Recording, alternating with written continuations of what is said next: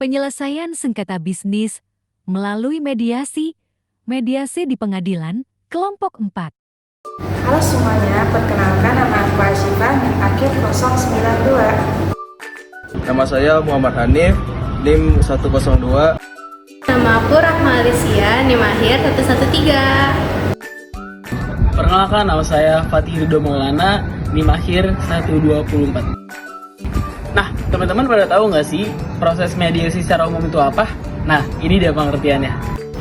Mediasi secara umum adalah penyelesaian sengketa bagi para pihak dengan membuat kesepakatan bersama mediator yang bersikap netral, tidak membuat keputusan dan kesimpulan, dan peran mediator hanya sebagai penunjang dan sebagai fasilitator.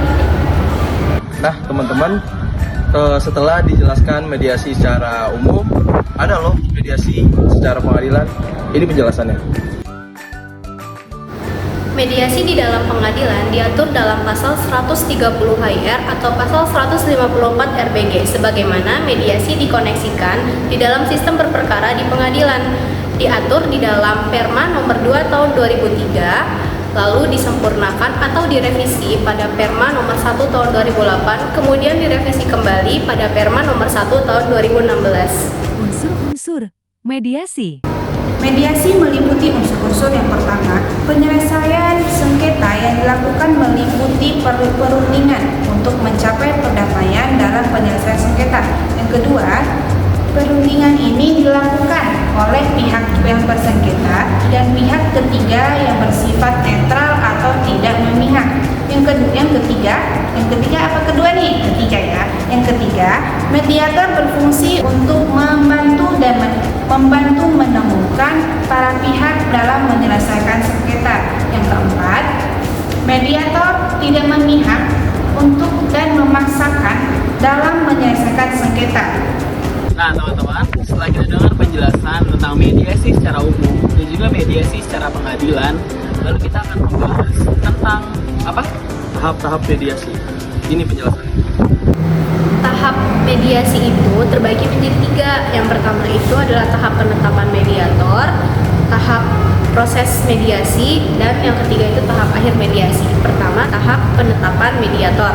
Yang pertama itu para pihak atau di sini dalam hal ini adalah penggugat adalah mengajukan surat gugatan ke pengadilan. Lalu setelah itu penggugat ini akan mendapatkan nomor registrasi. Setelah nomor registrasi keluar, nanti pengadilan akan menentukan siapa majelis hakim yang akan menjadi hakim untuk menyelesaikan perkara tersebut dan juga menentukan pada tanggal hari sidang pertama.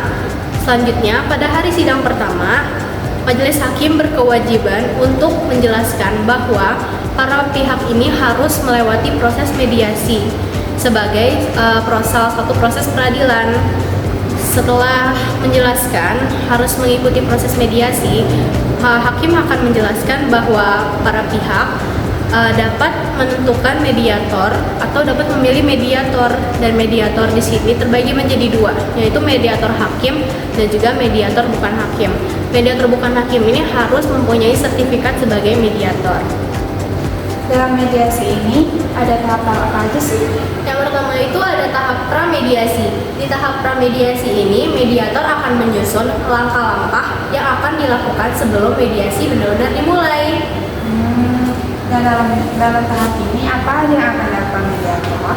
Mediator itu akan menghubungi para pihak, lalu akan mendalami masalah apa yang dihadapi oleh para pihak. Selanjutnya dalam tahap pramediasi ini menentukan siapa yang hadir. Yang kedua, tempat dan waktu yang akan dilakukan dalam mediasi nanti. Setelah tahap pramediasi, selanjutnya adalah pelaksanaan mediasi. Pelaksanaan mediasi itu yang pertama ada sambutan pendahuluan dari mediator. Setelah mediator melakukan sambutan, para pihak itu akan menceritakan atau memaparkan masalah apa sih yang mereka hadapi, sengketa apa yang mereka hadapi. Selanjutnya itu mereka akan berdiskusi dan menegosiasikan gimana sih cara untuk menyelesaikan sengketa ini. Setelah itu ada apa lagi, Chef? Nah, setelah mereka berdiskusi dan bernegosiasi, ditemukanlah kesepakatan. Saat ditemukannya kesepakatan, dirumuskan keputusan tersebut, dicatatlah dan disampaikan kembali keputusan tersebut. sampaikan keputusan terakhir tersebut, maka ditutuplah mediasi ini. Selanjutnya adalah tahap akhir proses mediasi. Ada apa aja sih, Chef? Yang pertama itu mediasi dinyatakan gagal. Mediasi dinyatakan gagal jika salah satu pihak atau para pihak tidak menghadiri mediasi secara berturut-turut. Yang kedua, di mediasi ini dinyatakan tidak layak jika salah satu pihak telah mengundurkan diri dalam proses mediasi ini karena ada itikat baik, karena ada itikat yang tidak baik ya, jangan bukan karena itikat yang baik, karena ada itikat yang tidak baik dari pihak lawan. Yang ketiga apalagi ya, Maya? Yang ketiga itu adalah mediasi dinyatakan berhasil atau mencapai kesepakatan. Jadi di mediasi mencapai kesepakatan ini adalah para pihak ini dan mediator akan merumuskan kesepakatan apa sih yang sudah mereka dapatkan. Nanti di kesepakatan itu mereka akan menandatangani, para pihak ini akan menandatangani serta mediator juga akan menandatangani. Setelah itu mediator akan memberitahu hakim bahwa mediasi ini berjalan lancar atau mencapai kesepakatan. Nanti hakim akan mengukuhkan kesepakatan ini lalu akan merubahnya menjadi akta perdamaian.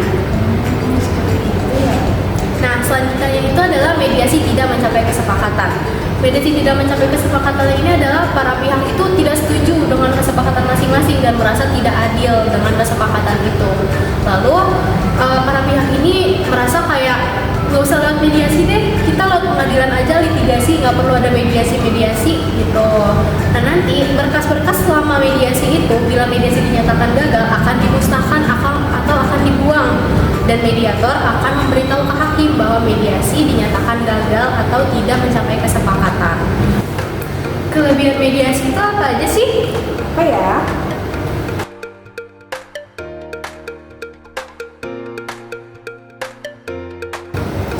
Lalu kelemahannya